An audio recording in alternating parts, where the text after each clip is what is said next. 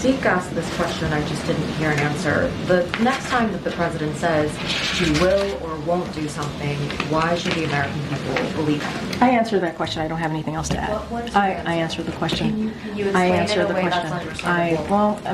I can't speak to you understanding the question or not, or my answer or not on this. I don't have anything else to say.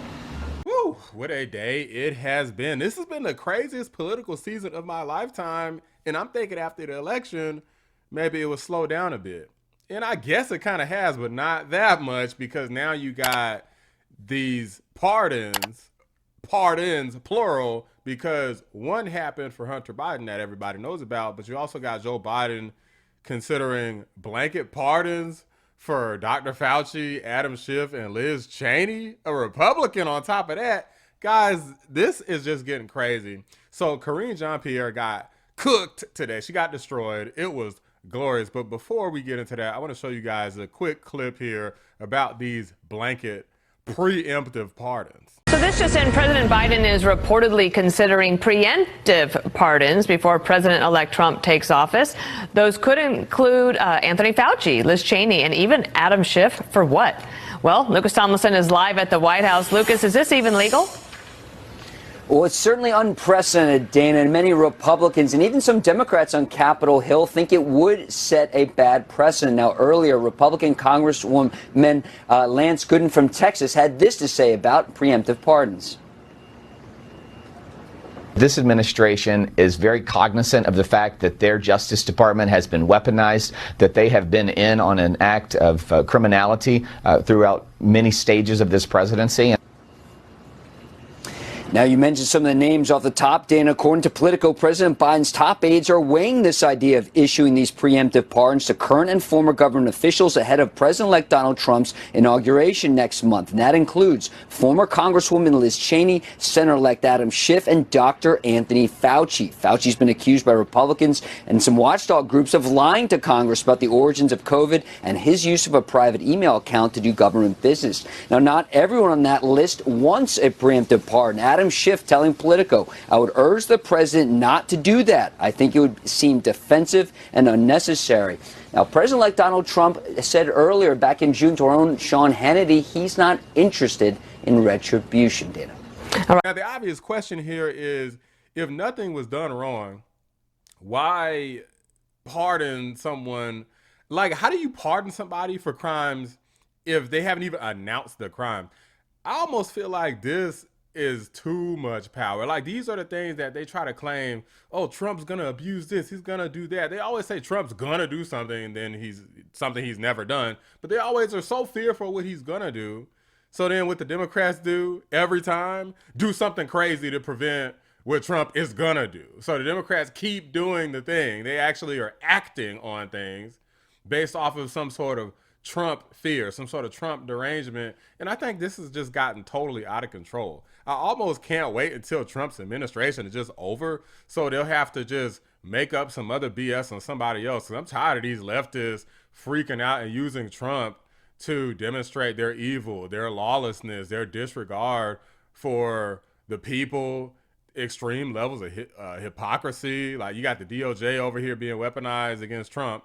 But it's not weaponized against Trump. It's only weaponized against my son, Hunter, but nobody else. It couldn't possibly be true that it was for anybody else, right? These people are stupid. And Karine Jean-Pierre gets cooked. Let's go ahead and react to a clip of her getting destroyed. This was something that definitely made my weekend.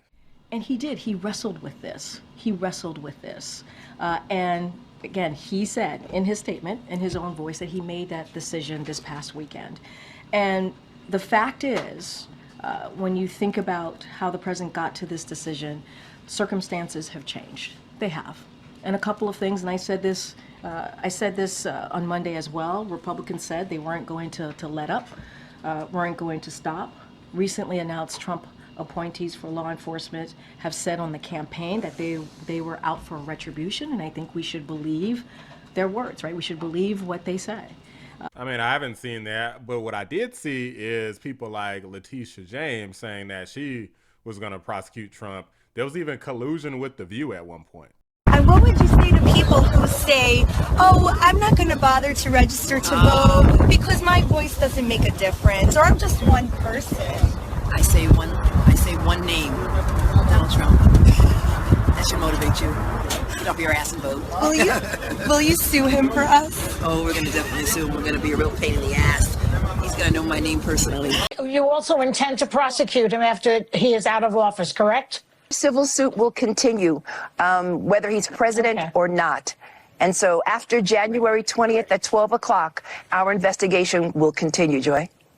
There's no way a potential pardon for Trump or his three eldest kids would shield them from anything you're investigating. Am I right? That's what you just said, I believe. Correct. Last year, I introduced a bill in the state legislature which would close the pardon loophole so that individuals such as the President of the United States would not evade justice. It's important that we have this check on presidential powers. And in the legislature, the state legislature, I'm so happy they passed that bill, and it is now the law in the state of New York. President Trump cannot avoid justice in the great state of New York. The president said this in his statement, that Hunter and his family had been through enough. Enough is enough. And he wrestled with these circumstances, these changing circumstances ultimately. And the combination of that, the president changing his mind and issuing, certainly led to the president changing his mind and issuing this pardon. So does he regret that he had misled the public about what would eventually happen? Look, what I will say is he laid out his thought process. He talked about the underlying facts of the case. He thought it was very important. That was part of the first paragraph of his statement, wanting to explain and talking about the gun charges, right? Talking about the tax cases and wanting to make sure that they understood, like, these types of things would not be a normal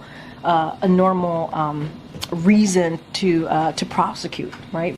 Well, couldn't you say the same thing about Trump's case with, like, literally a clerical error? Like, oh, you said it was a legal fee, but it should have been a campaign finance expense. But if you do the reverse, then we could prosecute you for that too. Like, these people are full of it. Virtually no one would be criminally prosecuted with felony offenses with these facts. Whether it's absent aggravated factors, similar charges are rarely brought. When you think about gun charges, Zeke asked this question, I just didn't hear an answer. The next time that the president says he will or won't do something, why should the American people believe him? I answered that question. I don't have anything else to add. What is I answered the question. Can you explain I answered it in a the way question. that's understandable? I can't Look at speak this. to you understanding the question or not, or my answer or not on this. I don't have anything else to say. How dare you get an attitude? Well, I can't speak to whether or not you understood. How dare you get an attitude? You over here lying and gaslighting people's face. This is why people can't stand Karine Jean-Pierre. This is why MSDNC is basically her only hope.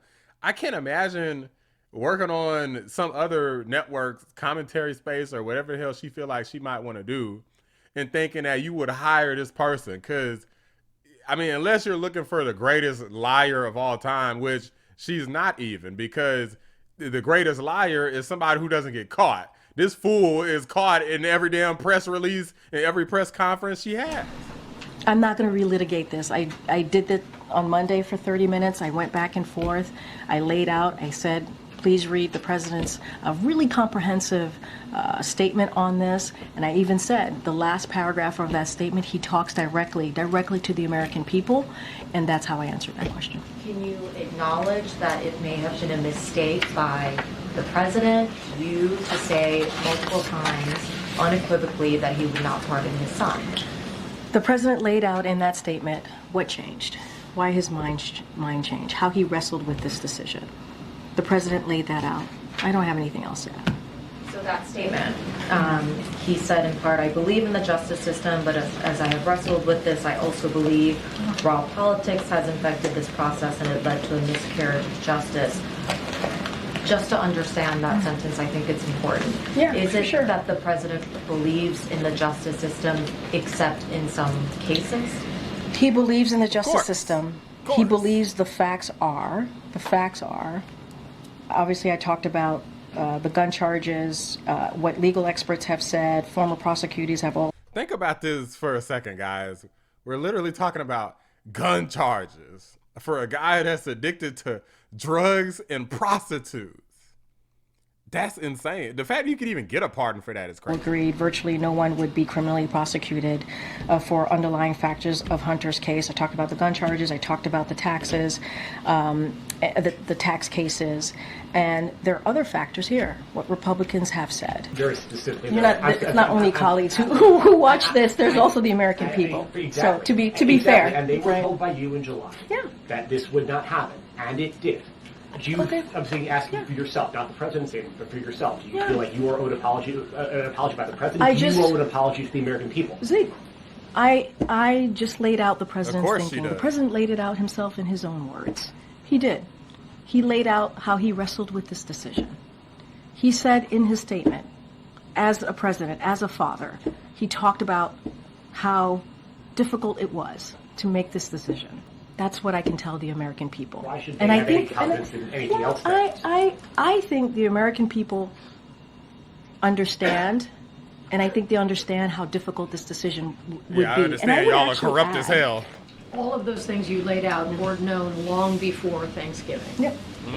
And many Americans, in reflecting the 64%, certainly understand a father's point of view. But the president was declarative, you were declarative. You didn't give room for, depending on the outcome of the election or depending on the rhetoric coming from the potential next administration, the certainty with which the president and you portrayed the no pardon is part of where the question comes from. Because all the facts that you have outlined were well known in advance. And I would add, there has been some circumstances that have changed this, right? Republicans not letting up, saying they won't stop, they're going to continue to do this. I mentioned the recent Trump appointees of legal enforcement positions. Think on it further. Does he have any concerns about the fact that he had been so declarative and then granted this pardon? It's clearly done, and many Americans understand as a father how he would do that. But does he have concern about his credibility or the impact it might have on future pardons? He should, but I don't think I he will gives a also damn. say, just to bring up Clyburn again, because I think it's important, right? Because you were asking me what we said over the summer. Clyburn spoke to the president 2 weeks ago, and the president, he said, this is Clyburn's words, the president was reticent. I gotta tell you what, I would not want this lady's job because one, I can never imagine lying that much, and two, I can't see you possibly being able to get another good job after this. Then again, Jen Psaki, she might be able to hook her girl up, okay? They're like best buds. Jen Psaki works at MSDNC, so maybe Karine Jean-Pierre will be next in line, especially considering the fact that Elon Musk has played around with the idea of purchasing MSDNC. So you really never know. He is the richest man, so he could do it if he really wants to. And he could totally clean house, or they could just leave on their own because they're going to stand up against mis and disinformation of the right wing and rich millionaires and billionaires, except when it's Oprah Winfrey and, all the cackling hens on The View and, that freaking dumb dude from that show Shark Tank, the Rachel Maddow lookalike, Mark Cuban, that's his name. Yeah, as long as it's the Democrat billionaires, it's okay, guys. But anyway, I wanted you all to enjoy watching Karine Jean-Pierre get cooked. It's always fun watching her get cooked and just sit up there just fumbling and scrambling and trying to concoct these stupid lies so she could lie to your face. And basically, it's almost as if she's spitting on you. Like, that's really how it feels. It feels like somebody just spits right on your face if they're just lying to your face, especially when they do it over and over again. And she's probably getting paid damn top dollar to do it, which is a massive insult. But obviously, the lies before the election didn't work. And, of course, why would they stop? They already lost the election, so why the hell would they stop lying, I guess, at this point? I told you guys that they would probably just stay the course and keep doing dumb stuff because that's just what the radical leftists do. They don't learn lessons. They need new blood, new people if they ever want to stand a chance in the future. Without it, they're just going to get cooked again by whoever the party has. You already got people like Tulsi Gabbard, J.D. Vance, Vivek Ramaswamy, Byron Donalds, Ron DeSantis. I mean, the Republicans got a lot of good, strong people. Who do the Democrats got? Shapiro, Tim Walz, Like Shapiro would have been at the bottom tier compared to some of the older school Democrats. So even bragging about a guy like him, I just don't think is enough. Anywho, guys, those are my thoughts. And let me know what you guys think. You think Karine Jean-Pierre is going to get another cozy job at some news organization after this? Because effectively, Donald Trump is taking black jobs. Okay, Karine Jean-Pierre is fired in about a month from now. So that's great news for us, is that we won't be having to hear from this dummy, hopefully again, but maybe she gets a job on some other network and we'll never get rid of her. Let me know what you guys think. Drop a like on the video, subscribe to the channel if you're new. I appreciate y'all watching the Black Anomaly Rising channel. I'm out. Question. In your first briefing here, as press secretary, you committed to speaking to the American people in, and I quote, in a transparent way, in a truthful way, and an honest way. Yes. And then in July, here at this podium, Yeah. you were asked about the president pardoning his son, and he said, it's a no, it will be a no, it's a no. Yes. And that is exactly right. Of the president's son and that pardon, Yeah. it became a yes. I'm wondering if you would like to explain to us, the American people, really why the information that you provided turned out not to be true. They know it's a lie.